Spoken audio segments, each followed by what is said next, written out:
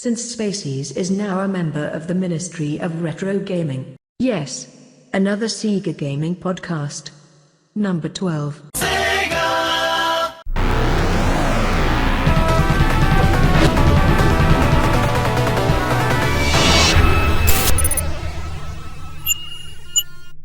Since Spacies. G'day invaders, welcome to Since Spacies, and this is another bloody gaming podcast, and this is another Sega gaming podcast. This is to celebrate a year of podcasting here on the channel, and I am looking at a pretty epic lineup for this one. So I want to thank all the viewers for watching the podcast over the last year, and this is, I guess, my way of saying thank you to get these guys on the channel. And I'll just go through the guys that we've got. We've got Tim, a former Sega staff member from here at Sega Australia. G'day. We've got Lizzie the Hedgehog. Yay. We've got DJ Slope. Hey. And we've also got Al Nilsen from Sega of America, or formerly of Sega of America, and also formerly of Intellivision. That was something I didn't do research into looking at. I actually got an Intellivision buried away somewhere, and when I was a kid, that was a pretty epic system to take on Atari at the time. I've got good memories of that one. Let's go play some frog ball. So I'm just going to go through the intro questions. These are 3 questions that I ask everyone that are on the podcast for the first time. We'll go through these real quickly because we've got a lot of questions to get through, and I'm trying to make this an hour. Tim, first question for you. Yes. What was the very first game you had and the console you played it on? The first one I had was it was one of those generic Hamonix things. Yes. Where you had the cartridge on top and it just had Pong on it. Wow. That shows you my age, doesn't it? so that's what we had, and stepped up from that obviously to my history with Sega. Yeah, that's my first one. And the second question, no pressure, gun to the head. Oh. Favorite game of all time? Would you believe, and I wouldn't say it was my favourite, but it was the one that blew my mind away the most, and it was Elite by on the Commodore 64. Not familiar with it.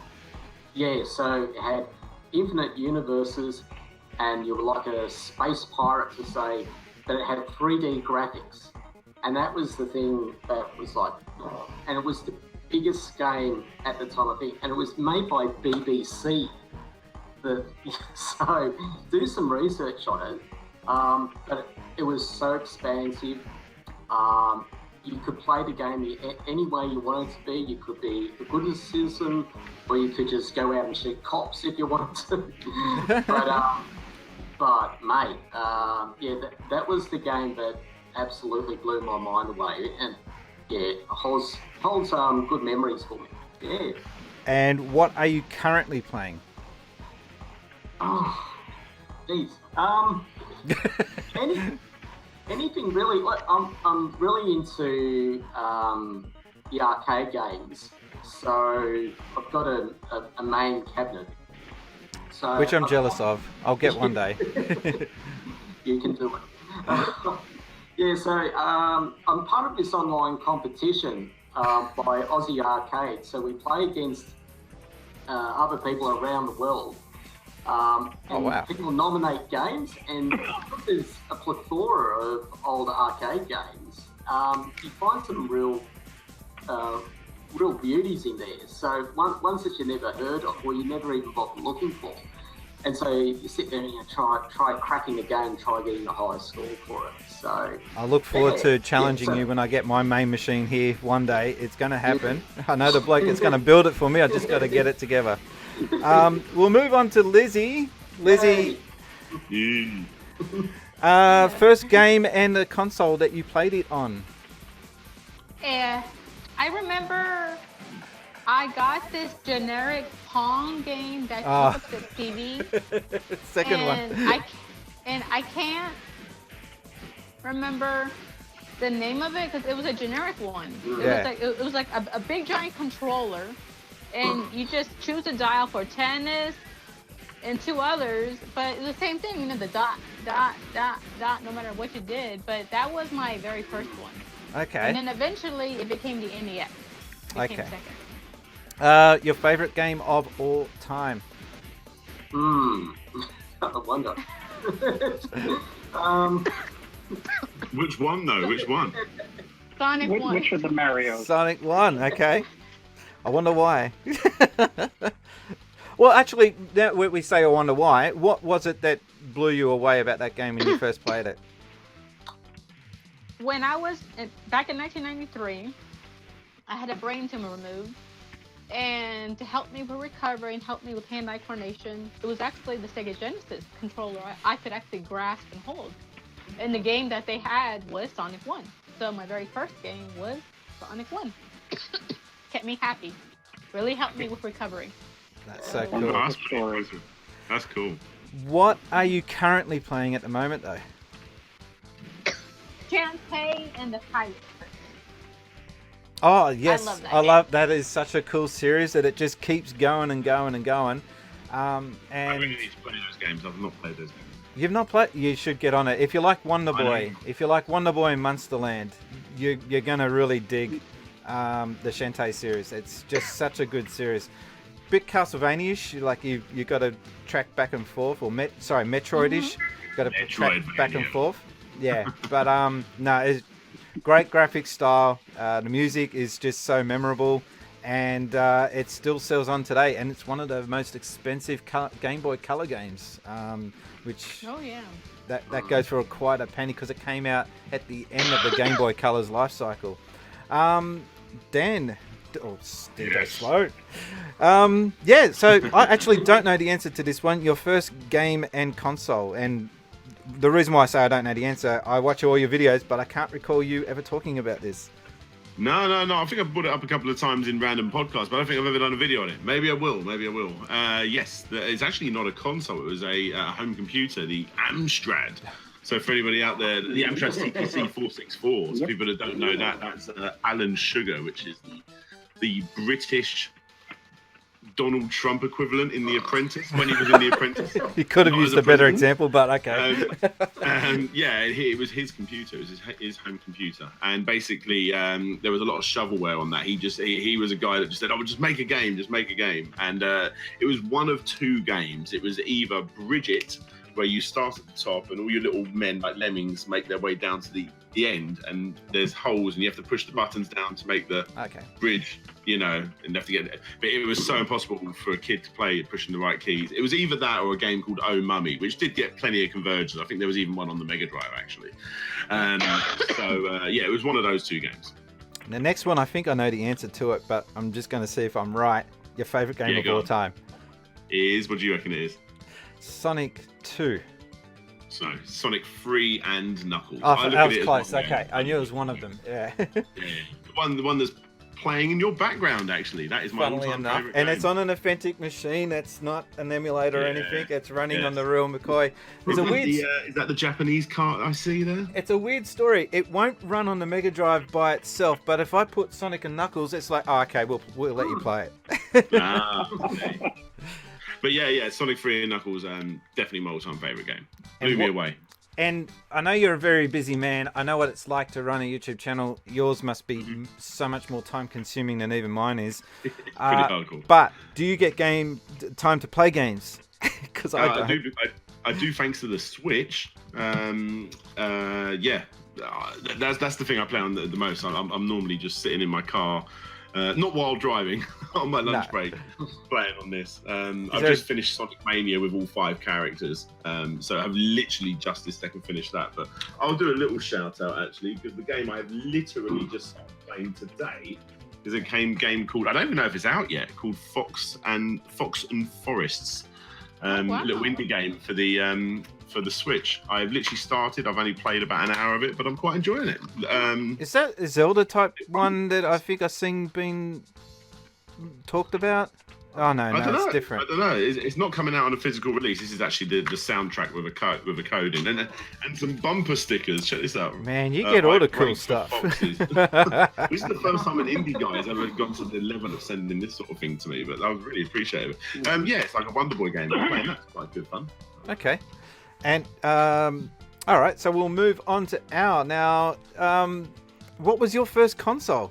Or are you giving it away with the hat? No, it actually goes back before that.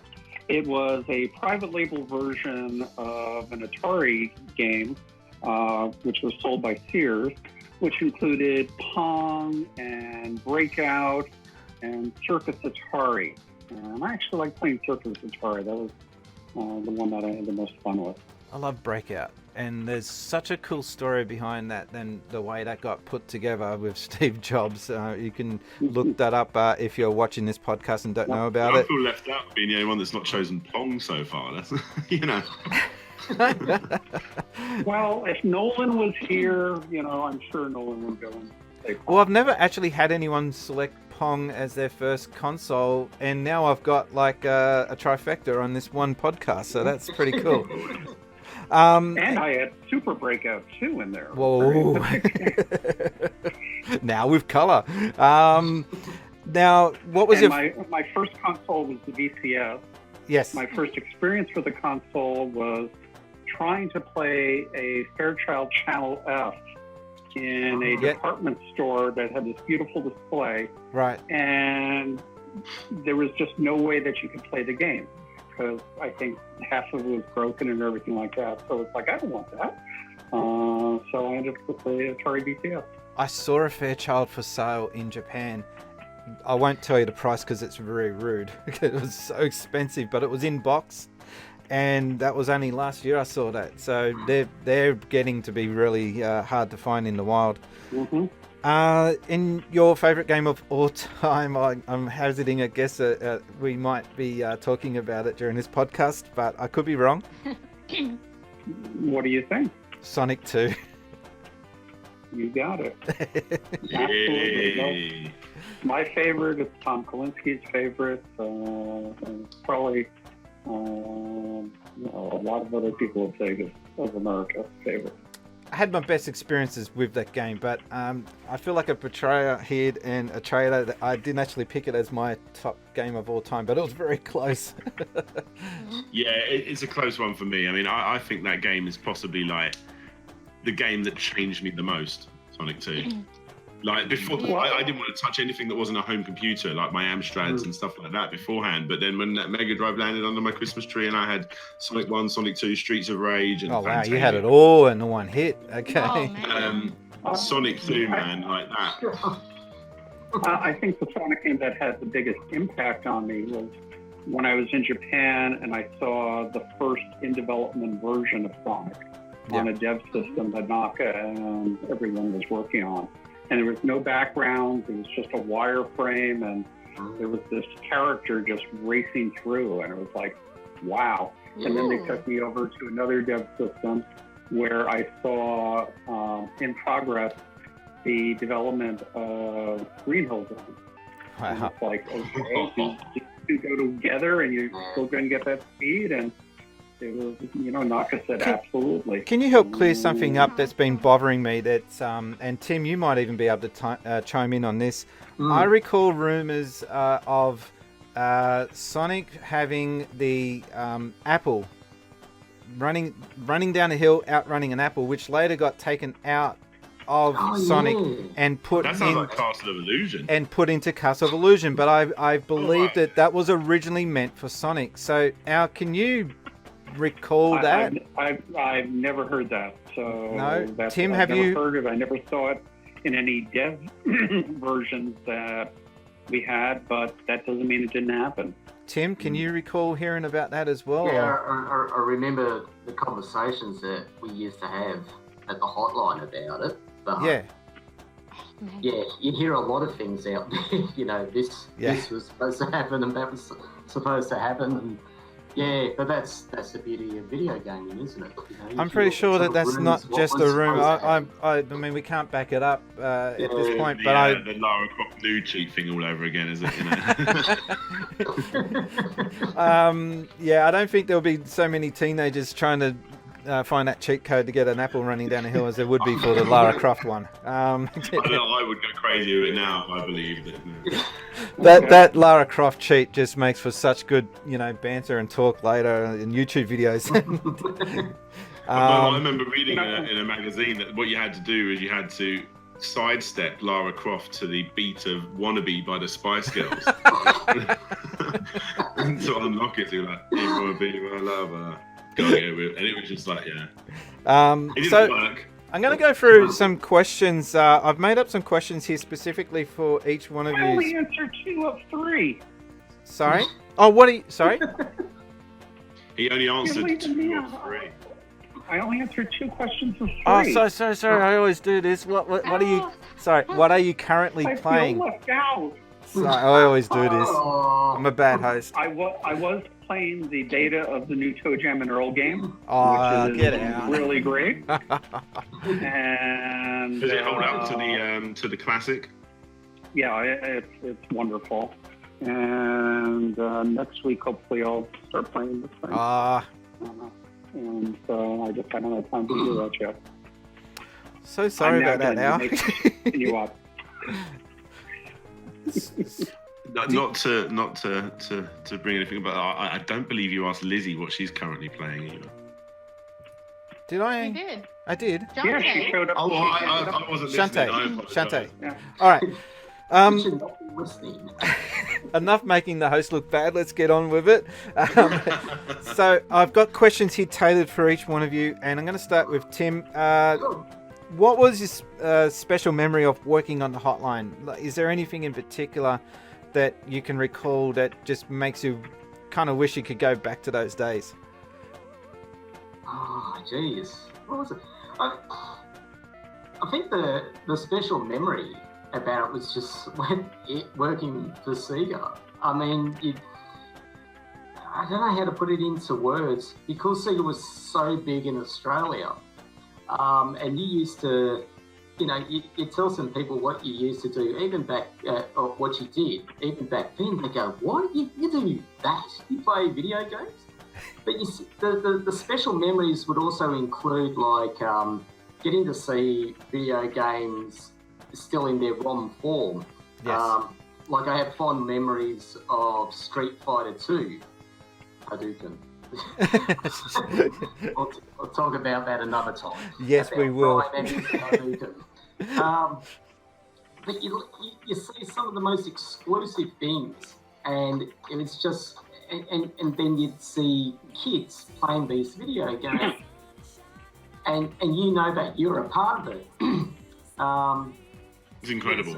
Yeah, it was just mind blowing. And then, look, I come from a small country town in northeast Victoria, and Sydney was quite a far way away from me. It was my first job, actually.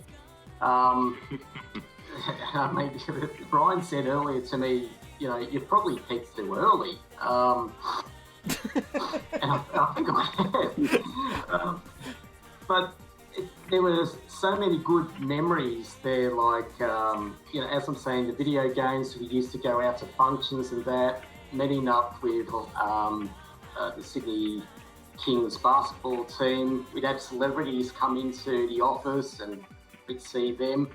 It was just such I have to say, it was the most bizarrest first job that anyone could ever possibly have and still get paid well. And the other great thing about it, I love the job so much. I was only paid as a casual. I was only asked to come in 3 days a week. I came in every freaking day because I love my job so much. Yeah. That's cool. Yeah. And like, my connection to video games is similar to like Lizzie's. Like, when I was growing up, I had a lot of problems. I got type 1 diabetes, and a lot of my time I was in hospital. So I could only either read books or play video games, and that's where my connection came. And I got onto video games through a pen pal who worked for Sega of America. Now, Oh, wow. Al, I don't know if you know this person, but does the name Judy Jet ring a bell? Oh, Judy Jaffe, yeah. Yeah, Jitays. Wow. Judy Jaffe. Well, Absolutely. just down here, I've got, like back then, people just can't comprehend that there was no such thing as the internet. So we used to write down letters to each other. What are you doing? And we'd send things to each other. And one day she sent me all the cheat codes for all the games for Sega.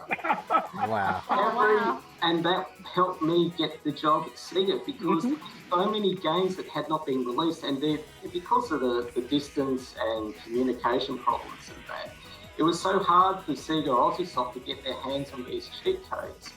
So in a sense, I sort of expanded the Sega Aussie hotline with their database of cheats because I had this huge freaking box of them. So, yeah.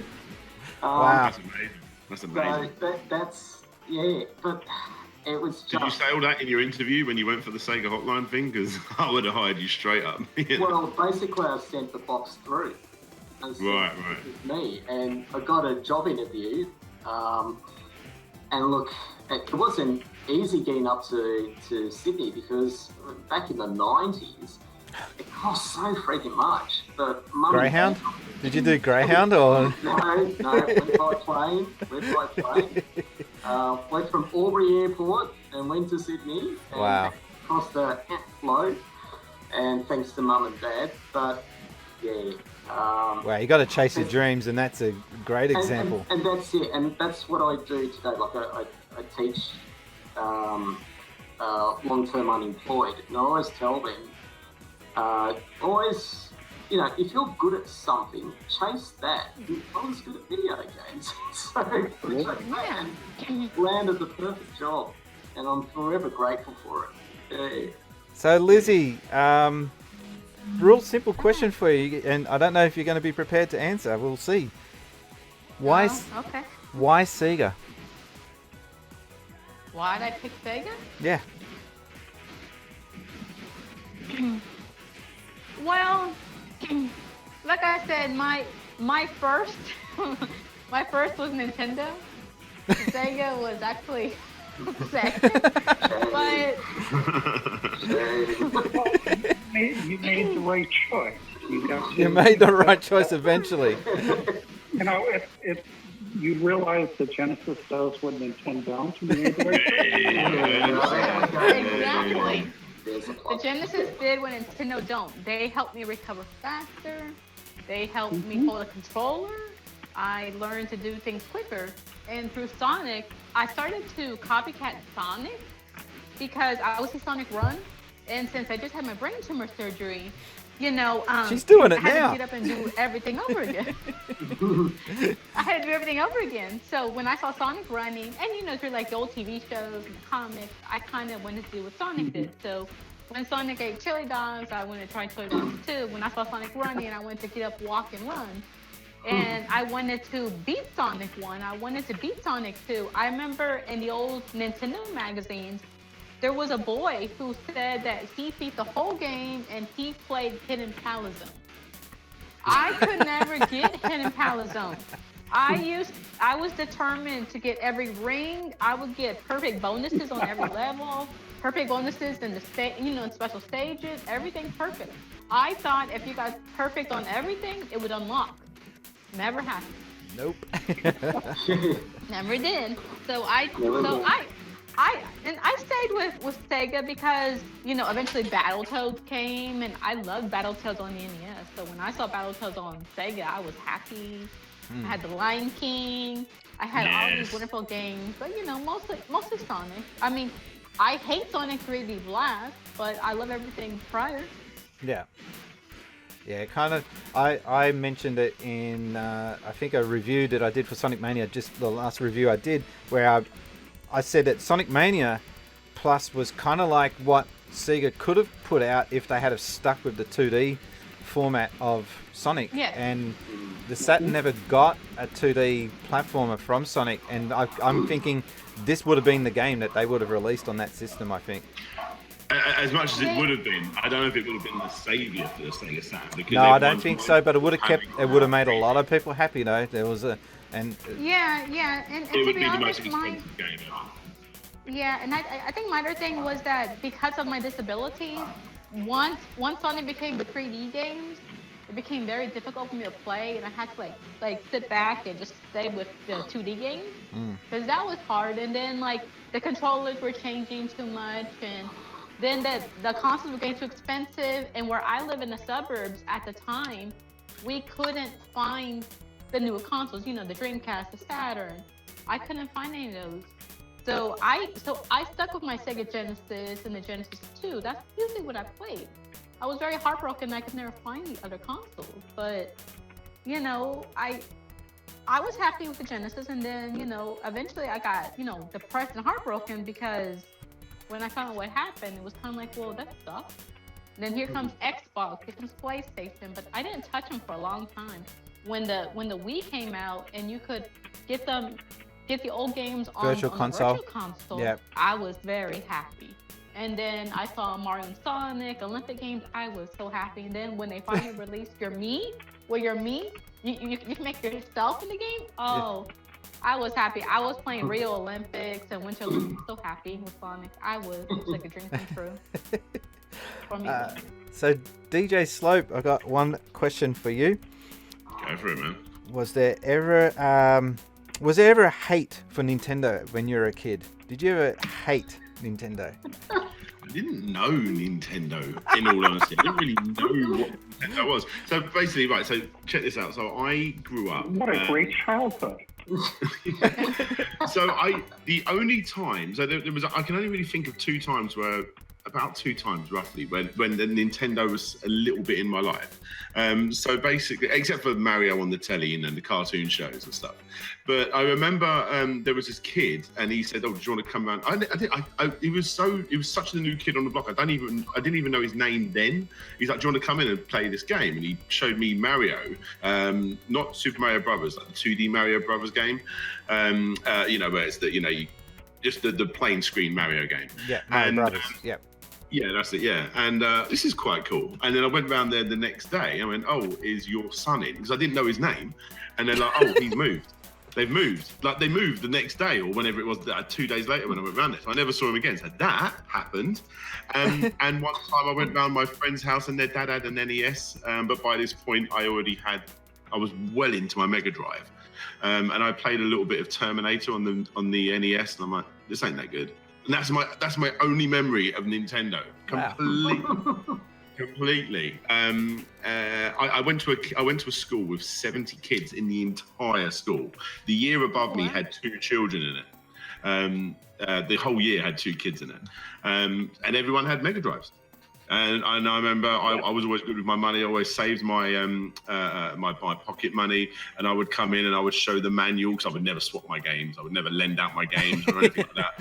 I would bring in the manual to the new Sonic and Knuckles game or Micro Machines or whatever else it may be, and everyone would be, "Oh my God, you got Micro Machines!" And then some other kid would bring in their Tasmania one. I went, "Oh, you got Taz?" You know, like so we all had Mega Drives, like in this small little community of like 5 or 6 kids. Because like I said, there was only like 70 odd in the school, but we just had Mega Drives, and that was it. I think there was one kid that had a PC, and we all got quite blown away by Doom, singing Doom. Yeah, it was all Mega Drive. So to change things up a bit though, we'll switch over back to the States. It was totally different in the States. Nintendo had, what was it, 95% share? And it was brutal the way they were marketing, and I use the term marketing, but it was bully boy tactics. Holding the rights, wasn't it? Bullying. The stuff they were getting away with was intense. And then Al Nilsen. Comes along, and I'm thinking, yeah. But people must have approached you and said, "Al, are you sure you want to do this? You must have rocks in your head to work for a company who's Sega? Like, who are they? Did anyone ever come up to you and question why you're working for those guys? They're no one." No, I really don't think so. It's because I was, we've got this new system coming out, and it's going to blow your mind. And they, my friends, knew that I was going to go to make the best. So prior to that, possible choice. When it was the 8-bit era, Tonka, I believe, were distributors of the Sega products in America. And it was kind of like the equivalent of here in Australia, Mattel were the distributors of Nintendo. And both didn't get video games. They didn't understand how you were to not only market, but distribute, more importantly, how to get that product out into the marketplace. Whereas here in Australia, we had a company that was distributing Commodore, distributing Amiga. So they had their distributing line set. All they had to do was just slot Sega in and bang, off she went. And they were able to dominate the market as a result. So, well, it's a different business than the toy business. The margins are very different. The investment that you need to go and be able to do is different. And they also launched post-NES, as opposed to a lot of the rest of the world, where the Master System came out before the NES. And so they had to play catch-up ball. And so that was a problem. There were many things going against it. And part of the reason why Sega of America took over the 16-bit, or took over Genesis, was Sega Japan wanted to control their own destiny. And they couldn't do that with Tonka. But then, they were also talking, before they made that decision, there were lots of talks with Atari, and having Atari potentially do the Genesis in the U.S. So that was there. But then simultaneously, there were talks of, okay, we're going to staff up Sega of America and have them do it. And then there were talks about, well, maybe Atari will license the Lynx to us, which never happened. But can you imagine us going into CES in June 1989 with not just Genesis, but also, the Sega Lynx? That would have been a great 1-2 punch, but Genesis was enough. Because the story with the Lynx is that they first approached, of all people, Nintendo. And Nintendo were, unbeknown to the developers of the Lynx, they were already in the middle of developing the Game Boy. And that was the very first time that a Westerner, I believe, would have laid eyes on the Game Boy, because the story goes that Nintendo came out with a box, and they opened up the box, and there was a prototype of a Game Boy, and they said, "We've already got something in the plans. Go away." Probably just like that as well. But that's interesting, because Nintendo is just so secretive, and as was Sega. That's an interesting thing that they would do that. But okay. Yeah. It's a great story. Oh, well, okay, so that was not the response that I was expecting. I thought you would have been told you're a madman. What are you doing working at Sega? Oh, that was my question. Okay. Well, what you did there, you really helped push so much competition. It's one of the greatest stories in console gaming ever. That you and obviously Tom and a couple of others, probably quite a few others, helped. Plug. Yeah, absolutely. It's one of the greatest. I got a question. Who do you want to? If that makes it to a movie, battle that defined the generation. Okay. If that makes it to a movie, Al. If that makes it to a movie, who do you want to play you? I don't answer that question. Do you know who's playing you? No, and that even if I knew, I wouldn't be able to tell you. But no, I don't. Okay. Yeah, we don't.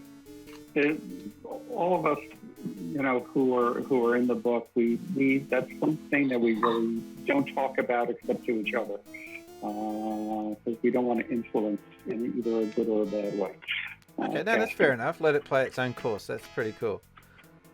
By the way, before we go on, I want to tip my hat, and we'll just take it off, and to the Hotline people, or as they were the game counselors, because At SOA, the game counselors were a very important part of our business, and not just for talking to the consumers out there.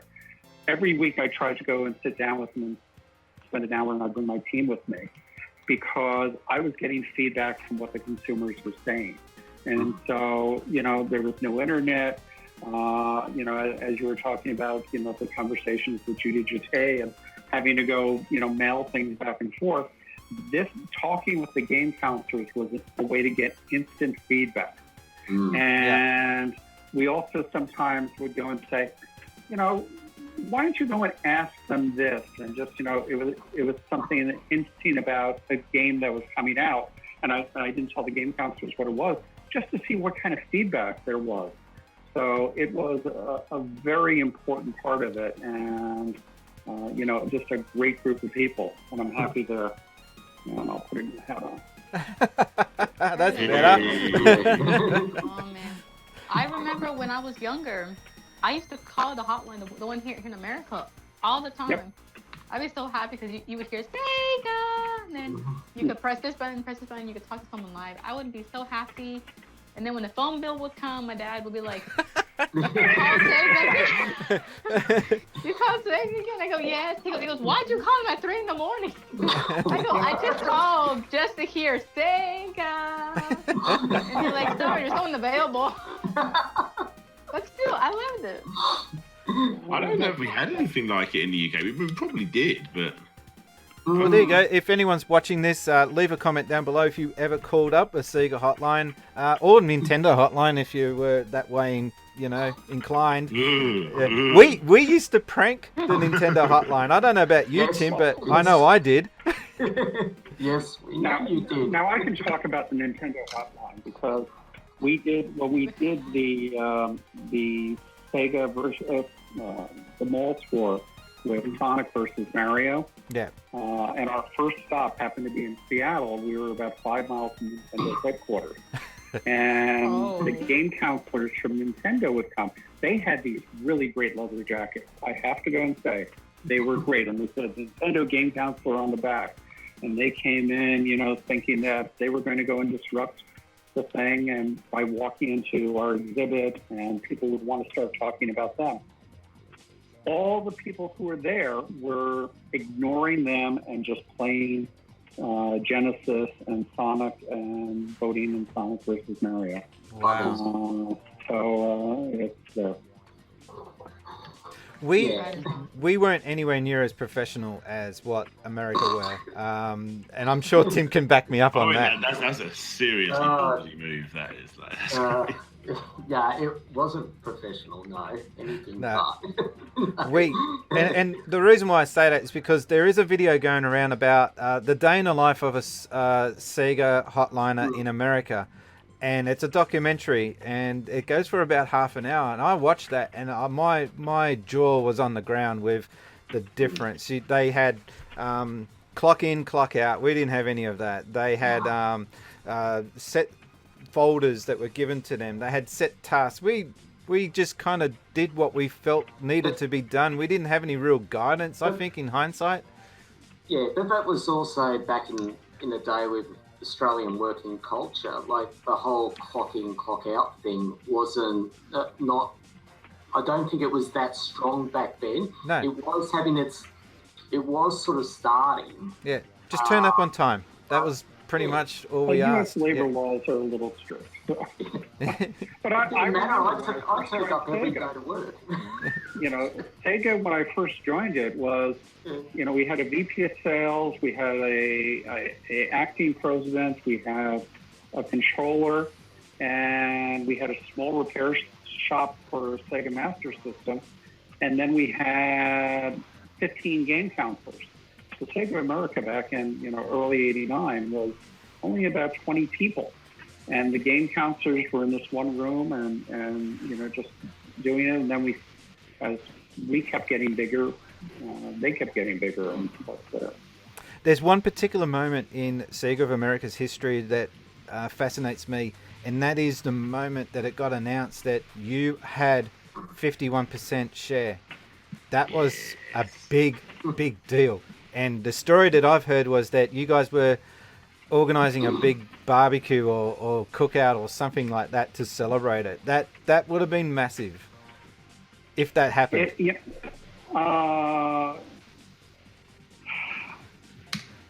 We did a lot of celebrating for that. It was actually, I don't know if we had a celebration for that specifically.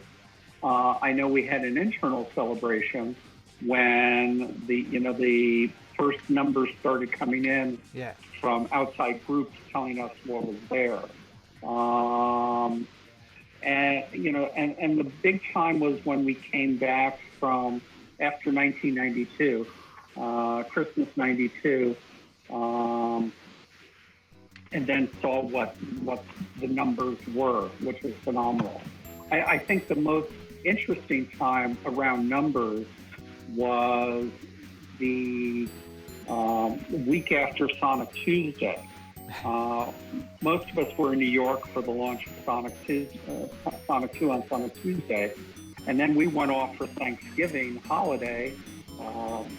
Dispersed around the country, and then we got back to Sega of America the following Monday. And we're just waiting for the first numbers, and our head of sales is, calling all of his salespeople saying, what did Toys R Us sell? What did, Sears sell? And getting numbers in and trying all this, because we didn't know, was Sonic 2 going to be as big a hit as we thought it would be and as we had planned it to be. And that was kind of the nail biting time, because we had spent 9 months leading up to Sonic Tuesday. And then once we did the launch, it was no longer under our control. It was would the consumer buy it or not. And they did. We must have just been more confident with it, because the moment that I heard about Sonic 2 and the promos that were going behind it, we were even reporting in Megazone magazine rumors that were circulating about what was going to be in the game. Time travel got mentioned, which ended up not happening in the game, but we just had total confidence that... we had total confidence in it, but this was going to be our first million-selling game, and going on to be a 2 million-selling game, and we were spending tons of money. But more importantly is that it's not just selling the cartridge, because the big thing is, would the cartridges sell Genesis systems? Okay. Because the software drives the hardware. Okay. And Sonic 2 was the key to our beating Nintendo. And that was the key to getting the 65% market share, was Sonic 2, as well as a bunch of our other titles for the year. But Sonic 2 was the big part of it.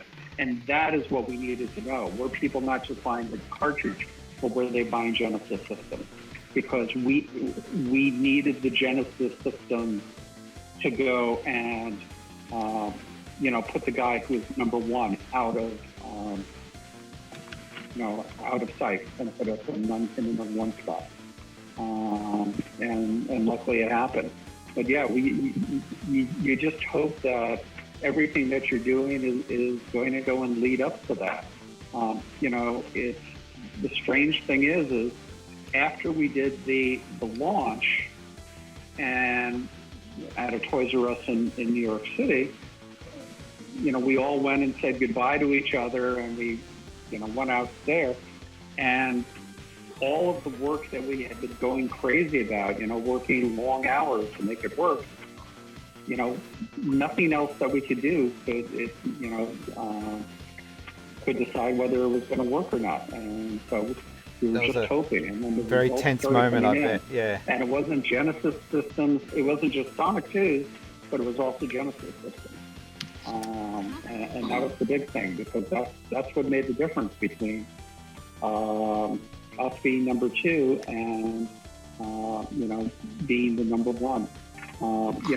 These days in business, they talk about disruptive companies and disrupting industry, and we really disrupted the industry. We took somebody who had 95% market share and became the leader in 3 years. It was just incredible. Coming from an Australian point of view, it's just so strange to hear it polarized, totally opposite. We were totally dominating it here in Australia. But Sonic 2 was a huge, huge event. I've actually still got my cartridge, and this is before the artwork was available. And the reason why it's a bit beaten up is because I used to take this onto the road shows and show people Sonic 2 at the road shows. So, it's only got the Sonic 2 logo, the back to front. I can see it's showing up as back to front to you guys, but this was given to us at the hotline. Tim didn't get a copy though. No. I shouldn't laugh, but oh my god, that's so bad. That's so sad that you didn't get a copy. I don't know what happened there.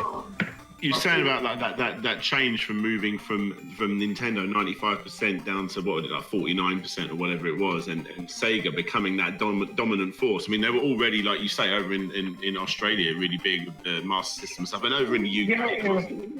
Master System was big in the UK. Master System was big in Brazil. Master System was big in Australia. Still is big in Brazil. It is still big in Brazil. And it wasn't in the US, and it wasn't in Japan. That's true. It came out the same day as the Famicom. Not entirely true. The the SG 1000 came out on the same day as the Famicom. Sure. And then they later revised it to the Mark III later, which is what the Master System is. But I'm thinking like that important moment, you know, from taking Sega from the underdog to like this incredible company with so much attitude, and everyone's like, oh my god, the new kid on the block, that cool retro Sega feel, you know, well not then, but you know, retro Sega feel that we look back on now. It possibly without that year or so of just pushing, they may not, you know, the Sega we all love today. I think it's all because, and the vast majority is because of that push to make them the dominant force in America, and that's really where it matters. I think. I think it was definitely that. It also when it provided a lot of revenue to Sega Japan, so therefore they could go and expand and do things like that. So we were the biggest contributor to the Sega business back then. It was incredible trying to go and do that. But then on Sonic 2 was the first global launch on Sonic Tuesday. Hats off to you, because that was such an epic achievement to do that. You know, it really was. And Madeline Schroeder, my product manager on Sonic, and I presented our plan for Sonic Tuesday to everyone, and this global launch, and we didn't know if it would fly, and so after the meeting, Tom Kalinske, our president, went and called Nick Alexander, who was head of Sega Europe, and they were immediately on board. That night, Shinobu Toyota called Mr. Nakayama, the head of Sega Japan, or head of Sega, and Sega was on board and said, we'll get the rest of the world on board with it. And that was just amazing to be able to go and do that, because it became a juggernaut. And then the great advertising.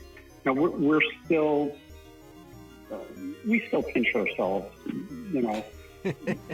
when people start talking about Genesis does what Nintendo don't, or Welcome to the Next Level, or the great ads like the Streets of Rage, the launch ads, and all of those. They were really talking to people. And they were only 15-second ads, which was also the interesting thing about it. Just quick enough to get in your head. That was it. Just quick enough to just plant the seed. Yeah. Well, what was actually interesting was we had done research, and I'm sorry to get into business stuff, and we found that a 15-second commercial had 80% of the takeaway of a 30-second commercial. And so that was great. And 15-second commercials were half the price.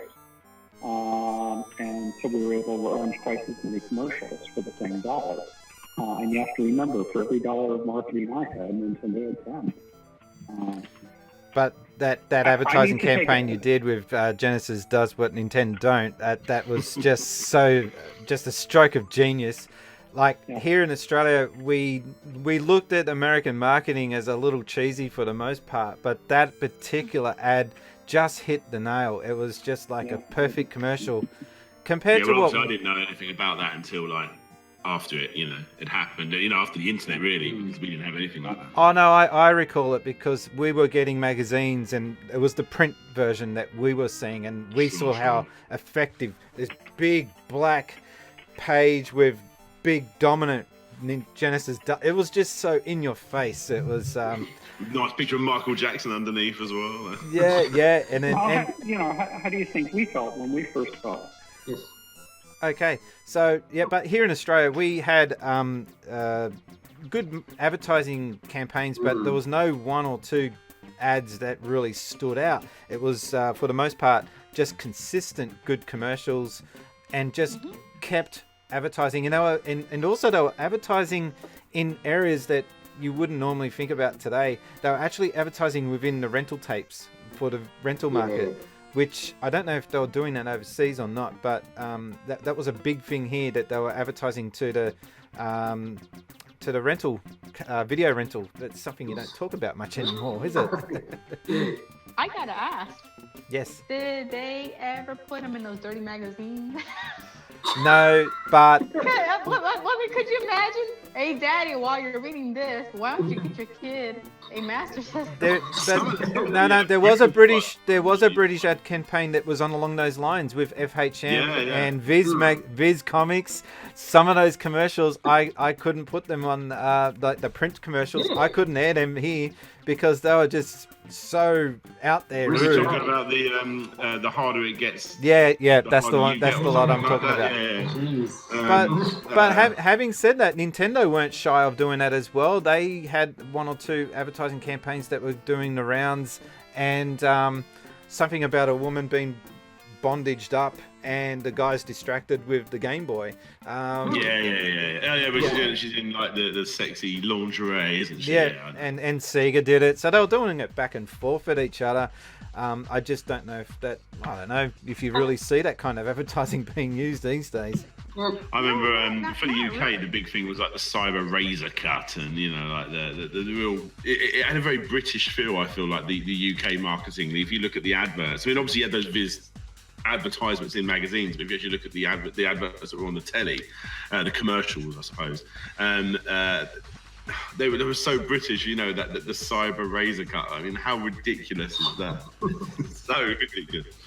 I love it. Absolutely. Even the games in the 80s were even crazier. Like, I remember Samantha Fox Strip Poker, and it was advertised in CMVG, and I'm thinking, you've got kids reading this, and here's this scantily clad Samantha Fox. I mean, Jesus, you'd be hung, drawn, and quartered these days if you did that sort of. Oh, don't worry. There was the letters being sent in, even in Megazone magazine.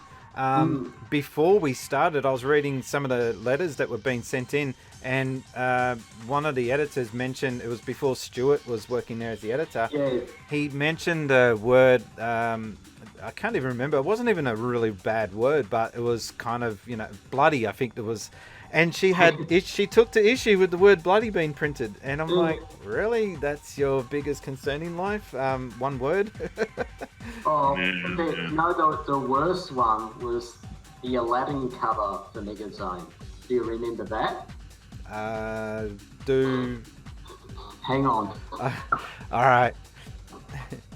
The biggest controversy that happened to Megazone magazine was that they printed an ad saying subscribe or the koala gets it, and they had a gun to a toy koala, stuffed koala's head, and that copped a bit of backlash. That was about the biggest controversy. And then Hyper magazine, which is the magazine that I went on to later, their very first issue had virtuous sex being advertised on the front. Oh yeah. And that caused a bit of an uproar. All right, so what are we looking at? What is the issue with this picture? Can you tell me? Oh, I can see. Where is he looking? Where's Aladdin looking? Where's he pointing at? Ooh! Yeah. That's amazing. It's pretty happy. That is an awful artist representation of Aladdin. Oh my god! And so Can you just move it down a bit? I just wanted to see which, like, it is Megazone too. It's not. It was before they did the jump to Sega Megazone. Okay. Yeah.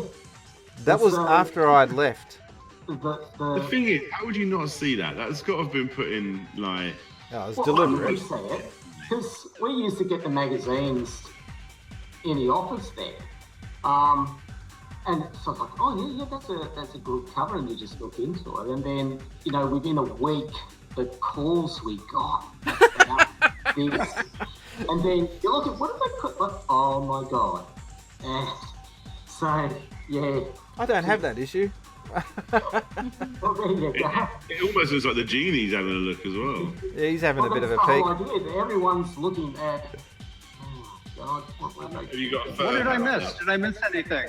Okay. Oh no, we were just talking about lewd advertising campaigns that were happening across the pond. That probably wouldn't have gone far in America, I don't think. Well, the important thing about advertising is it has to really go and match the culture of the particular area that it's going to be. What was also interesting about Sonic 2, we went to, I had a joint meeting with Sega Europe and Sega Japan, where we all went and presented what we were going to go and do to support Sonic Tuesday, and what artwork we were going to go and create, and all of the things. And it was the first time we ever went and did that, and it was all of our stuff. We can use anything that anybody else is preparing or not, and it was our choice. And so therefore, things that would work in the U.S. that were coming from Europe, we took. Things that were, and back and forth. And so, that was an important thing. But yeah, you're right. There are, commercials that just wouldn't work, from Japan or the UK in the U.S. And vice versa. I only laugh at the Japanese comment because some of the campaigns that come out from there, although they strike a chord with me, most of the public would just be like, what? Yeah, it's interesting. So I do have some questions from the internet. I did have some questions on my own, but I thought you guys pretty much touched on what I was going to ask anyway. So we'll just move to the Twitter questions that I've got here. One of them is, if Al was to be offered a job to come back to Sega, would you take the job? Al. Oh, please do. That was the answer I was expecting. First of all, if I was to go back to Sega, I'd want the entire old team, because it wasn't me, it wasn't Tom, it wasn't Diane, it wasn't Madeline, it wasn't Dave. We were a team, and that's what enabled us to go and do that. And we all went and said that it's the best job we ever had. Wow. And we'd work together with each other in an instant. So that would be there. Sega of America just announced 2 days ago, I guess, a new CEO. Yes, I saw that. Ian Cullen. And I wish him all the best of luck. He's former THQ and former is it Activision or no? That was no. Acclaim. I knew it was A. Yeah, that's right. So I do have another question. This one's aimed at you, DJ Slope. So for those that don't know, DJ Slope is a big YouTuber. Well, he's getting bigger. And this is a question in relation to your YouTube channel. What keeps you going when you have days when you can't be asked making videos or doing content? What is it that just keeps you pushing when you're feeling a little down? It got asked of me when I went to a con recently, like, how do I get these big videos out every week? And I don't know. I genuinely don't know. This weekend's video isn't finished, and tomorrow we're on our yearly family rounders game that we always do, so I can't do any editing tomorrow. It's gonna get done. It's gonna get done. A lot of me tearing up where I'm just so crying, where I'm so tired all the time, I just work throughout the night to get them finished, and I haven't got an answer. I just keep going. I don't stop, and I love doing it. You know, I love researching classic stuff. I love researching all that sort of thing. You know. This is a question for Al. Did you ever own a Nintendo console while working for Sega? Sega owned Nintendo consoles. So, you know, we had all of them that's there. I personally did not.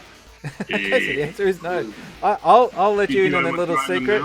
While working, and Tim, I think you can back me up on this. While working at the hotline, I was playing Street Fighter 2 on the Super Nintendo while taking calls. Yes. Yeah, Wow. you did.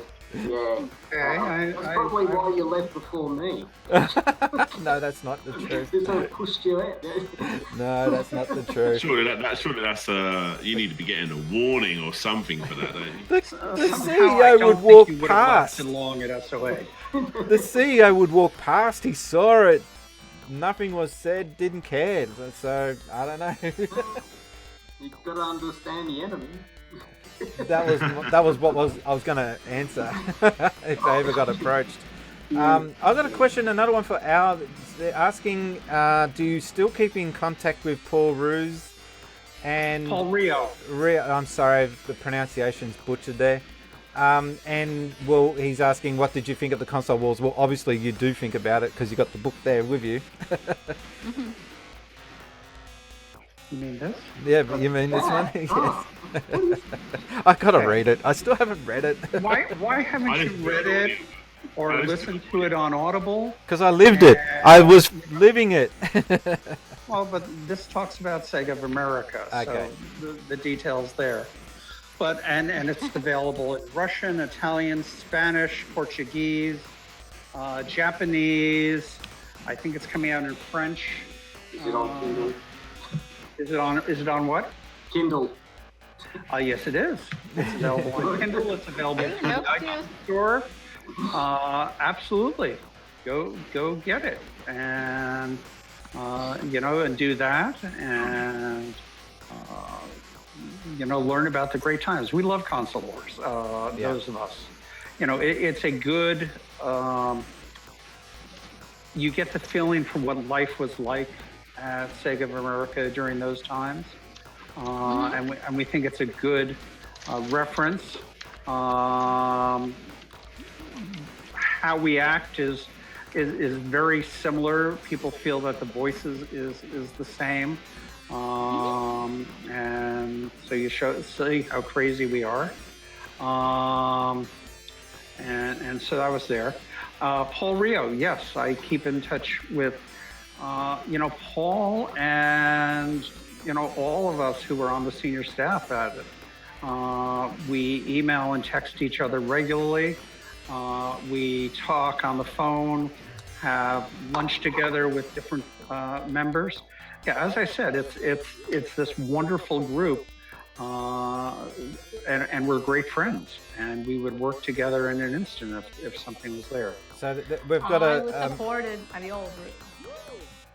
Well, you just want us back at Sega, though. Lizzie. Yes.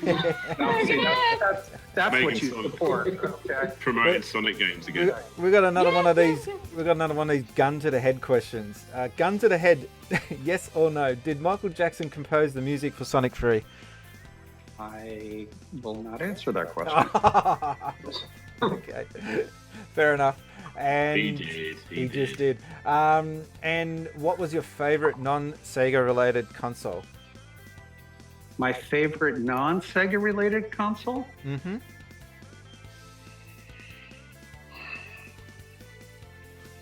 Of the time, actually. Of the time, well, I love the Atari VCS because, it really took the world by storm for console gaming. But then I also love Intellivision because I went to work for them. So I'd probably say the Intellivision more than the VCS. And Al, you are so stubborn right to the end that you would not admit that you actually had a bit of an inkling towards the Super Nintendo during all this time. The what? The Super Nintendo. The what? The what? know, that is cool. It's if you read Console Wars, it talks about when we got the first Super Famicom air freighted from Japan, and I took it home and played it, and read Console Wars, and you'll find out what I thought. I will have to read that. This is what I do to make. Did you have much? Did you ever play much on the PC Engine or TurboGrafx 16? No. Well, see, that was the interesting thing. Everyone said, are you crazy to go and take a job with Sega because you're going to Nintendo? There was this other new system that was coming out, which was the TurboGrafx, and they were coming out on the same timeline as us. And, I remember the first time, and I guess it was April of '89, we did an offsite at a golf resort down in Monterey, Pebble Beach, and we brought in the buyers from a lot of the major retailers. And one retailer went and said, I like what you guys are doing, but you know that NEC is going to eat your lunch. And, Do you remember what buyer that was? Oh, I know exactly who that buyer was. and said, I'll buy the stuff, but I'm going to return everything on December 25th because NEC is going to do this and is going to eat your lunch. Look at this beautiful brochure that they have. Look at this video that they have. I'm going, that's how you're deciding, what's there? And our head of sales, Dave Rhodes, went and said, but you are going to carry us, aren't you? And the buyer went and said, yeah, but I am going to return it all on December 26th. Oh, that's fine with us. And, guess who got returned on December 26th? And, we ended up with, we had a, close to 80% market share versus NEC. And we had to get them out of the way before we could tackle Nintendo. And that's the thing that everybody forgets. So they weren't just anything. They weren't just a minor distraction. They for a moment there looked like they could have been a bigger player. Oh, I don't believe that at all. But no. Then I was at Sega. We thought that we believed in what we were doing, and I think they were more worried about us because every time I would announce something, 2 days later they'd announce the same thing. We're going to be doing a mall tour. We're doing a mall tour. And, we're launching August 15th. We're launching August 15th. And so they were very much following what we were doing. And we just had a great plan. And, our goal was just to execute it brilliantly. And because we didn't have time. We were such a small organization back then that we didn't have time to think about anybody else. We just believed in the plan that we had. All right. I'm going to wrap things up. We have been going for quite some time now. Thank you guys for coming on. Did anyone have any last questions that they wanted to get in before we do? Go on. Everyone does. One person wanted me to wear either a Pikachu hat or a Sonic hat. Top loader. Yay! So there's my Sonic hat. And I love that hat. I got it over there. Yeah. And please follow me on Twitter if you're doing it at Al Nilsen, ALNILSEN. And read Console Wars. And what other questions do you have for me? I'm happy to answer questions while you're here. I remember when I looked this up, I'm going on a podcast with Al Nilsen. I'm like, oh, this is amazing. I already knew who you were, but I did a little search. And then in the Google images, in the second or third line down, there's a picture of you right next to Michael Jackson. Oh, yes. That was an awesome picture. Well, working with Michael was one of the most amazing things. I was Sega's liaison between Michael and Sega. And so I would always go and be meeting with him, and I got to stay at the Neverland Ranch. That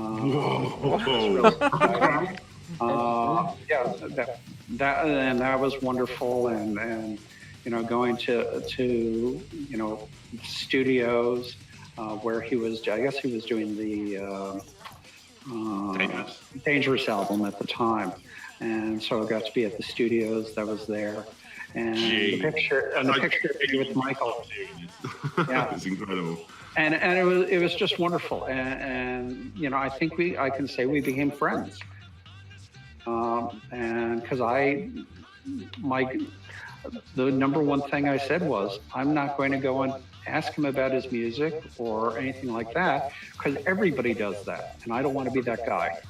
And so let's talk about anything else. And he loved talking about video games. And he loved talking about the toy industry. And so, it was just a wonderful time. And what we would always do is, I needed to approve advertising or approve, game builds and things like that. So we'd get that done. And then we'd just go and sit and talk for a couple of hours. Wow. And that was, one of the most amazing experiences in my life. And that photo of Michael is from the very first day that I met him. Oh wow! Okay. Yeah. Okay. And did you ever like play up some games? Was there ever like some 2-player Sonic 2 going on with you and Michael Jackson? No, we didn't go and do that. The game, what I would do is I'd come in and I'd bring the latest build. And so I would play the game to show him what the changes were, whether it was the changes in the music, the changes in the level. And he was somebody who, he was on Moonwalker, and he was both Moonwalker, the arcade game, and Moonwalker, the home Genesis, game. Yeah. And if you search my Twitter feed, and I'll probably do that, you'll see some of the original storyboards I have from the Moonwalker arcade game. So another reason to follow me on Twitter. I got a quick question because I have watched DJ Slope's history of Michael Jackson. I think that was and there was one thing that you brought up in that video was that I bet he said that the Master System version, Michael Jackson wouldn't even be aware of that even existing. Would that be true? I think it was the home computer version. No, the Master System. I specifically remember you mentioning it was the Master System. Oh, okay. Would he have even known that was a thing? Al? I think you're making me think here. Okay, you're talking back to 1990. Yeah. That's 28 years ago. I'm old. My mind's going. No. Michael knew about. I'm sure he knew about it, because he would have. Yeah, he had to approve it. I think he definitely knew about it. Okay. No, because the only reason why I asked that is because, I was watching that video, and it is an awesome video if you haven't watched the complete history of Michael Jackson in video games. But I was just that little point, and I was like, oh, I wonder if he did know. He had to have known. He couldn't just get a game out there and him not know. But Michael Jackson's world was just such a different place to what you and I and everyone else around us would be going through. There would be stuff going on with Michael Jackson having to approve this and that he would just be perhaps eventually losing focus on what he was approving. I'm not sure. No. Michael was a perfectionist. And okay. Michael would go and say, here's what I want. And, going down to here's what I want in the music. And here's how I want the difference in the music to be done. Or here's things, instead of having this move, I want this move to be in there. And so he was very much involved in the development of it. And I told him if the music thing doesn't work out for him, I'd be happy to hire him as a producer. But somehow the music thing took off. So funny never that. got upset. Well, I'm struggling. I'm trying to quickly look up now, and I can't remember what it's called. And it's actually something that I missed out on my Michael Jackson game video. But there was a Michael Jackson, I believe, I may be wrong, but I believe it was a Sega collaboration.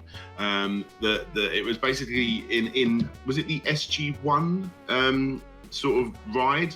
Yes, it was in Sega World of Australia, where he actually was the pilot. It only lasted he was the pilot or something. It only lasted a very short amount of time. There is some on-screen, handy cam footage found on YouTube. That was a thing. That is confirmed. After my time. Yeah. Oh, okay.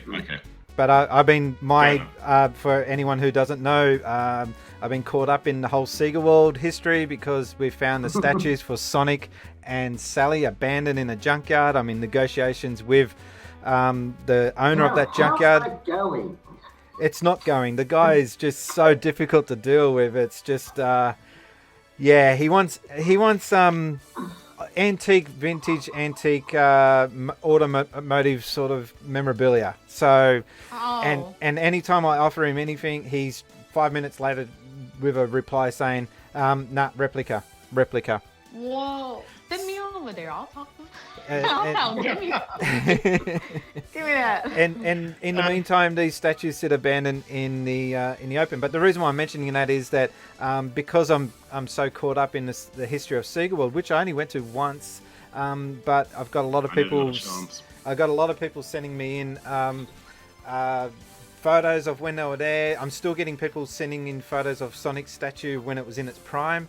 And one person mentioned that their experience with going to the ride, and they said that it was weird seeing Michael Jackson being a pilot in this ride. So it's a very specific memory for some people. When I say weird, it was just unexpected, is what I meant by that. It just Sure. It's like, oh my God, it's Michael.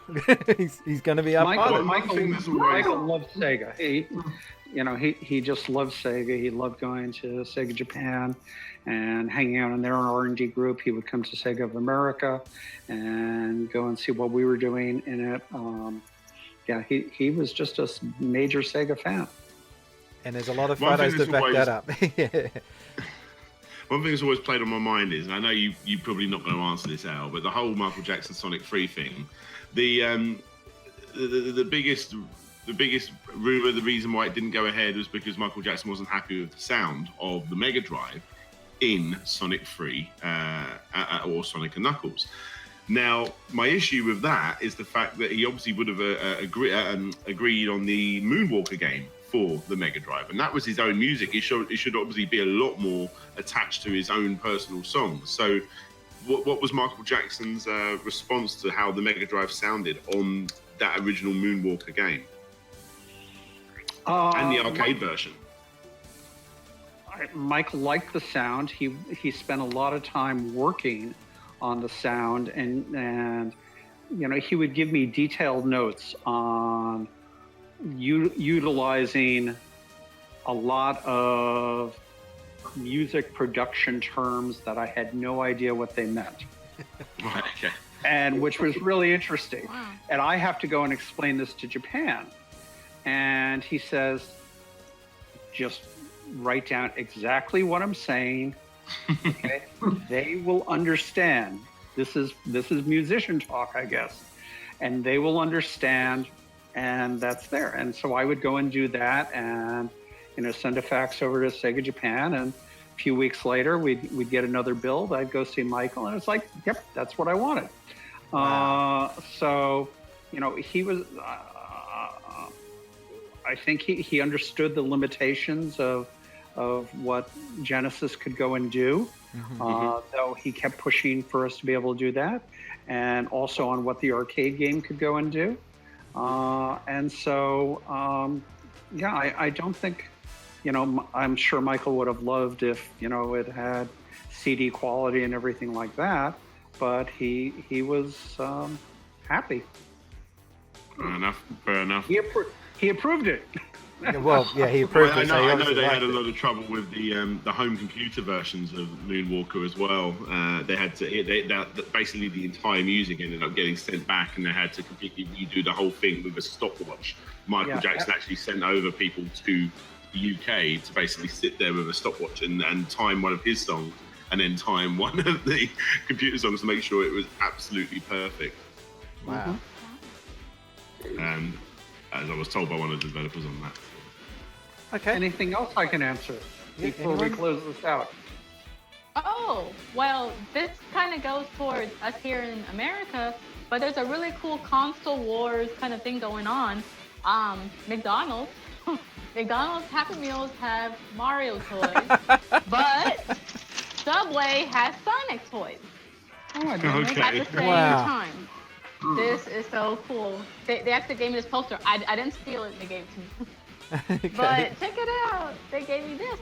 So Subways here in America have Sonic toys right now. Okay. And McDonald's has Mario. So pretty cool little console war thing. I've got a really quick question. Sorry, Al. What was your initial reaction when you saw that Sonic and Mario were going to finally star in a game together, and it was a racing game, like a running racing game? You know what I'm talking about? Sonic at the Olympics, Mario and Sonic. Oh, I understand that. There were a lot of strange feelings among the Sega of America group. But then, as you know, how can anybody beat Sonic when it comes to racing? Especially when you're a plumber. Fact like that. He was a plumber at that time. The tool belt. No, he's not. No, they reverted back. They reverted back that he is still a plumber. So. Oh, he is a plumber. He is a plumber. Again. Yeah, again. Okay. It was only for a week. He's a I don't keep up on Mario. Okay. And so please forgive me for that slight to his occupation. And so it's very exciting. But it's a very strange thing to see the two together. Finally, Mario and Sonic together in a game, and they put them in a running game. It was like, what? It's like putting them in a plumbing competition. It just doesn't make sense. Why would you ever do that? The one thing Sonic can absolutely obliterate everybody in the world at, then they put him against Mario, this fat little plumber. It doesn't make sense. It's very strange for us, but I think the moment for me was when I saw licensed by Nintendo and then the Sega logo come up. That just made me feel gutted. I was working in a totally unrelated job at the time, and I heard the news about Sega discontinuing consoles, and I was gutted, and still am to this day. I mean, Sega are making, in the last year or so, they have made some great inroads to rebuilding their brand recognition and just making some better decisions, I feel, personally. But just, yes, Sonic Mania's kind of helped with that. And everybody hold up their Sonic Mania. It's back there. Oh, no, I've got this one, actually. Here we go, I'll do this one. I'll hold it. Or this one.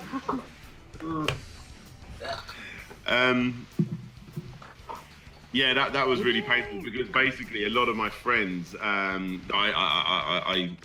got new friends after I left school, and all of those guys were Nintendo kids back in the day, and so it was always Sega versus Nintendo, my Dreamcast versus their, I don't know, what was it, the N64, I suppose, at the time, GameCube-esque.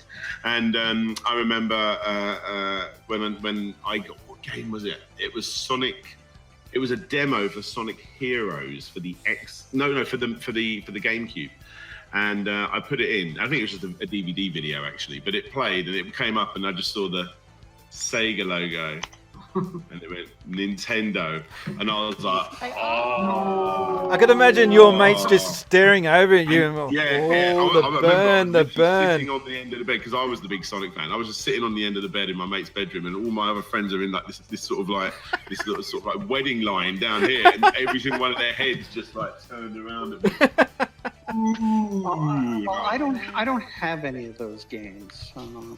I don't know why it's there. I think most of, once again, the the old SOA stuff. I don't think any of us own any of those systems. I'm pretty sure about that. We're forbidden from having them? No, we're not forbidden from having them. We just see no reason to have them because we've got our Genesis systems and our Game Gears. Well, Yeah, as I have big, my own little. I was probably, and Tim, you can probably help me and back this up. I was a big Nintendo. Sorry, did I just say that? I was a big Sega head, and I had my own fanzine before starting at the Hotline. Yeah, and I was really huge into Sega. But having said that, I'm a gamer first. And I've been playing since Space Invaders. Hence the name of the channel. So I don't really have it's never stopped me from buying another competitor's console. But I do have. I mean, if you would ask me what's my favorite company, it's always been Sega. Yeah, that's the same with me. Yeah, it's always games first. There are classic Nintendo games that I didn't have back in the day, but I've now gone back to play, aka things like Super Metroid, that would be in my top 10 games of all time. Absolutely. But yeah, Sega are the ones that I just love learning about, and the ones that I grew up with, and the ones I want to know more about. And I did call some burn recently. I posted up an empty shelf with just nothing but the brickwork behind it showing, and I said, this is my NES collection, and and that got a bit of burn. I mean, I'm looking forward to buying eventually one day an NES and buying one or two games for it, but it's just never been personally a console that excited me. I respect Super Mario Brothers and Super Mario Brothers 3, 2 not so much. As games, but there was never anything on that system that made me go, oh geez, you know what, I've got to have that system. But from a collector's point of view, yeah, I might explore that back catalogue of the NES games, but I was always happy with Sega Master System, and I just felt that I always Master System is better. I always felt that the Master the present company, I generally did think it was a better console. And I had the SC3000 before it, so I just was so in the Sega zone, so to speak, that I didn't see any need to get... The thing that changed me was F-Zero for Super Nintendo. That was a game that I looked at and went, okay, now they're doing something that has got my attention. So that was the first game that made me look at Nintendo in a different light. But then you got to ask yourself, the best F-Zero game is a game made by Sega. Yes.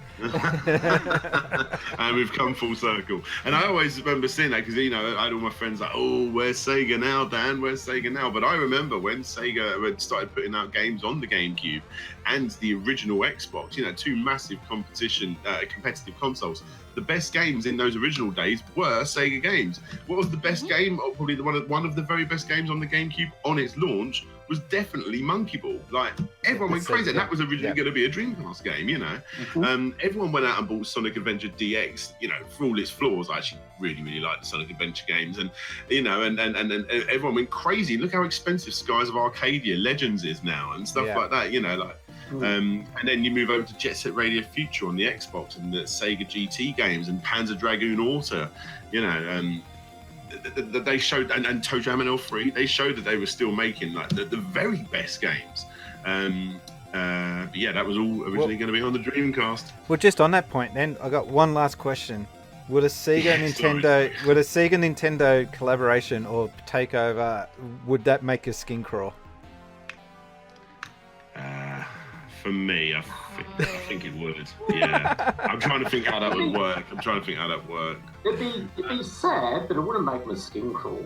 I mean, sadly, you see companies come and go, and the day is going to happen. Maybe not in our lifetime, but it's going to eventually happen to Nintendo. Somebody will take over them. I mean, Google wants to get into console games. Lifetime. Not in our lifetime. I will go on record and say that Nintendo got so much money in the bank. They don't need buying out. They're fine. I do see it though. I mean, like there are examples. Like I said, that F-Zero thing. Nintendo.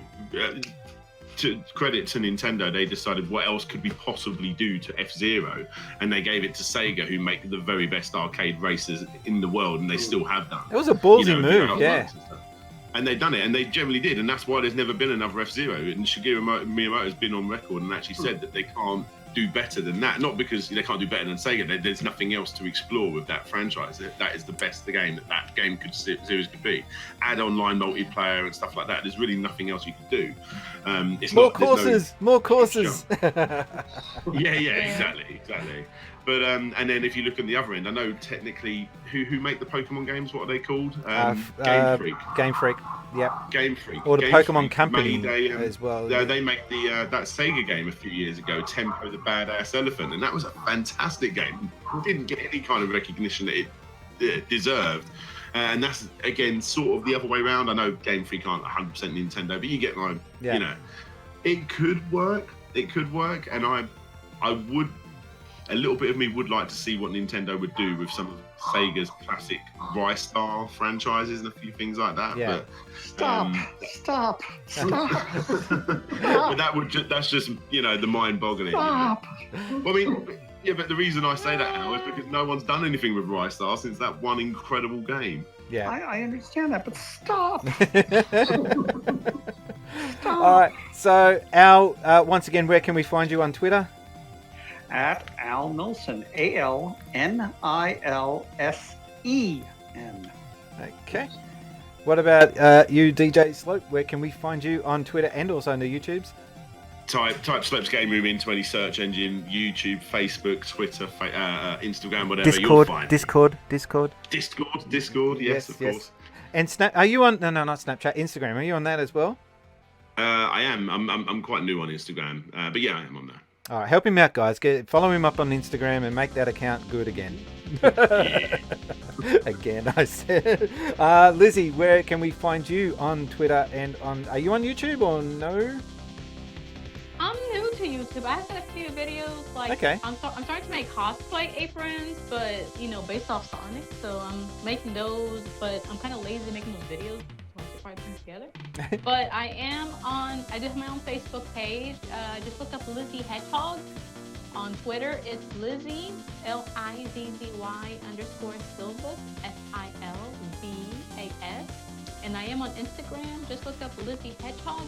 But I was gonna also say, if for some reason like Nintendo bought Sega, blah blah, I actually have fun with those. I have some fan-made comics called She's My Fan, and a few of them have like Mario always trying to win back Lizzie. He takes her on a date, or he I love those comics. They're so awesome. Yeah. And Sonic always wins in the end. I mean, it looks like Mario's gonna get her, but Sonic, he's always gonna get Lizzie back. But no, Sonic is a bit of a how could you put it nicely? He's an asshole. Yeah, he's a jerk in those comics. I wanted to honor the original Sonic, because I grew up in the 90s, with the old TV shows. So I'm kind of used to that personality of Sonic. Yeah. So I kind of wanted to keep that. Now I've got yes. Exactly. And Tim, I know I've got you here sweating bullets, thinking, oh, what am I going to promote? Because you don't do any social media. But you are on Twitter if anyone wants to hit you up. It's quite funny. Ever since you put that thing on Twitter, I've had a few followers. So follow him. I'll put a link to the account. Don't be scared of social media. It has its benefits, and this is one of them. I'm not scared of it. But yeah, just look at me on Facebook. I've got a very short. It's a short name, but a very rare name on Facebook. I don't know why, but Tim Gadler. Just look at me. Look for me on Facebook. If you've got any questions about the hotline, which is that. Oh, the sticker! You got the stickers. My God, I never got. Let's call a number now. Wow. But look, I'd rather do some cross promotions. For some guys that I know. So, AussieArcade.com. They're a great resource for arcade games, consoles, pinballs, and all that.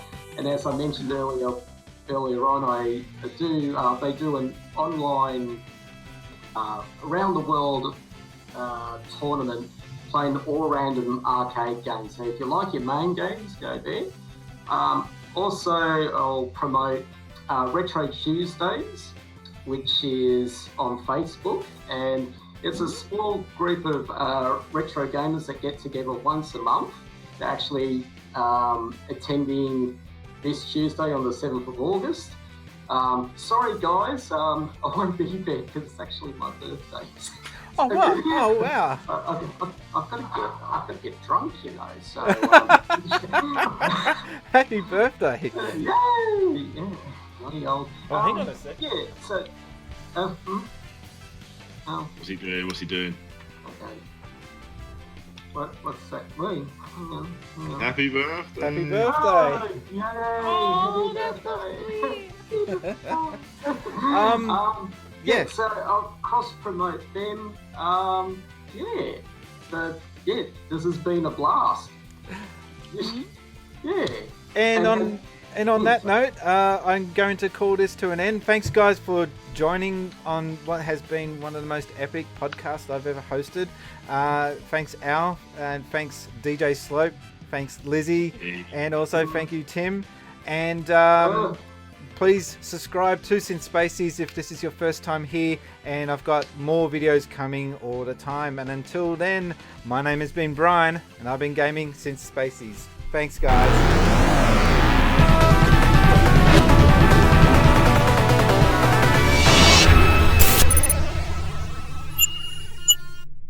Since Spacies.